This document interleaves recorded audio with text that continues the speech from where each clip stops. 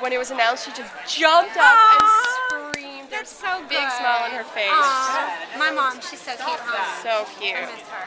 So first of all, how does it feel to be look around and see different faces? Oh yeah, it's crazy. It's like we slightly want to tackle all of you, but we're just holding it in. It's nice for a change. Yeah. I'm ready to be. This is like my transition period. Of course. I'm about to be reacclimated into the world. What was it like for you being in the Big Brother house? That is a perfect lead-in to that question. At times, agonizing, just agonizing. Yeah. Why does she talk so loud? I don't get it. Okay, anyways. You obviously had fun in the jury house then. Yeah, right. It was crazy being in the house. It was a lot more difficult than I thought it would be. Whenever you're watching the show on television, something awkward happens, you can just turn it off and move away, and then we have to live it. So once you get in a fight with somebody, or you say something and they find out, then you have to live around it. It can be really awkward. So it was just different than I expected. What was your strategy in the house? Was it to be friends with everybody, one person? It wasn't really my strategy to be friends with everyone. It was my strategy to organically let friendships and alliances develop, and then work within that, work in those parameters. And so that's sort of what I tried to do. I just tried to be myself and see who I naturally sort of clung to. And then obviously, just to preserve my own life in the house, I had to pretend to be friends with people. That wasn't part of my strategy. I just knew that I needed to do that to survive. Oh yeah, when we saw you bathing suit with Rachel in the bathtub. I took a bath for $500,000. I'm a bad person. I don't deserve it. It shouldn't be worth it, you know. Money should not be that important that you'd be willing to do that. I'm sick. I have problems. What was it about Rachel that you couldn't get along? You know, with her? And we Brendan. But I tried my hardest to pull that back a little bit and try to be civil. I didn't always do a good job, but there's just, I don't even know how to describe it. Like, how do you? I mean, you watched the show, you saw the live feeds. I hope that there was like an accurate representation of just how bad it was.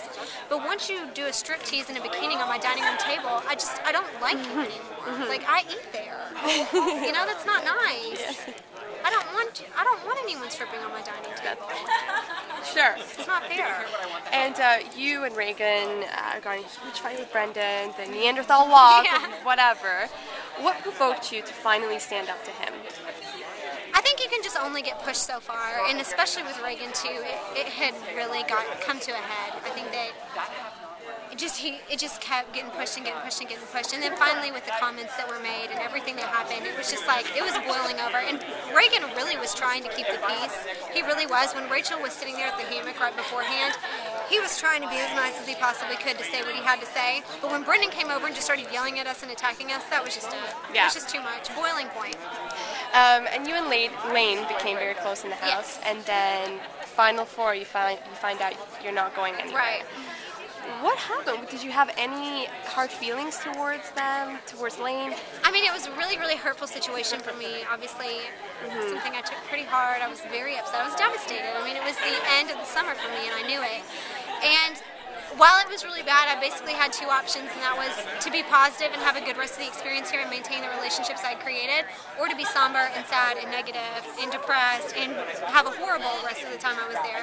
So those guys are all really important to me. They're all really great people. I want to be friends with them forever, and I wasn't going to let a really smart gameplay decision ruin that for me. So how I did just had to move on. How did you come to the decision about who you would vote for tonight? Well, that wasn't hard for me at all. Obviously, I was closest to Lane in the house. I love the guy to death. I wanted Lane to win. If not me, I wanted Lane, and if not Lane, I wanted Hayden. So it wasn't bad for me that he lost. I'm happy for Hayden too, but it wasn't a hard decision for who's key to put in the box. And you said you knew that Lane would have taken you to the final two if he had the chance. Yes. Yes. I had that gut instinct, and I kept getting asked repetitively, do you think Lane would have taken you? So I'm thinking to myself, maybe he wouldn't have, because people keep asking me this question. But it's proven tonight that my instincts were right. He would have taken me to the final two, and I do believe that. I do think he would have. And you knew the game better than anybody here, and you told a lot of people what competitions are coming up, how they were Yeah, I played. was not good at guessing that. Knowing the game didn't really help me, but That's what I was going to ask. it didn't help me at all. I couldn't Okay. anticipate any of the competitions. I was horrible at it. In fact, whatever I said, they would all joke that it was going to be the opposite. You know, I feel like you had 3 people in the final 3 who like had never watched the show ever a day in their lives. Right. That tells you something. Yeah. I don't think that being an Uber fan helps or hurts you. If anything, it probably hurts you if you let it be known because people are intimidated by your knowledge. So, if anything, I probably would have just kept my mouth shut more because I wasn't guessing anything right anyways. Yeah. So why put it out there that I've watched the show as much as I have? That's true. And what are you going to do with the prize money that you I have no idea. I really haven't thought about it. I wasn't expecting anything. I have no idea, but I'd like to take a trip, That'd like be a nice vacation, a nice quiet vacation. That'd be nice. Yes. With your fiance Nick. Yes. I'd say He deserves it for whatever he's had to endure for the last. I was just say watching you on the live feeds talking about Nick's fake girlfriend Nicole. What a shiesty biatch. I can't stand that girl. Hilarious. And then Lane kind of egging you on. Oh, he would totally put ideas in my head too. He's like, Yes. well, don't you think that? I'm like, I don't know.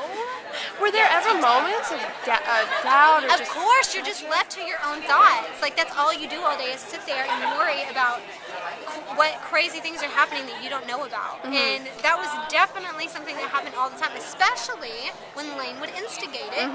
And then I have to go lay in bed all night wondering what I don't know. I think you're still fine though. It was terrible. And you haven't seen your fiance yet. I haven't, but I know he's here. So That's great. I will very soon. Well, good luck, Brittany. It Thank was you such so a pleasure much. to watch you. Okay, Thank you so much. Thanks, guys. Bye.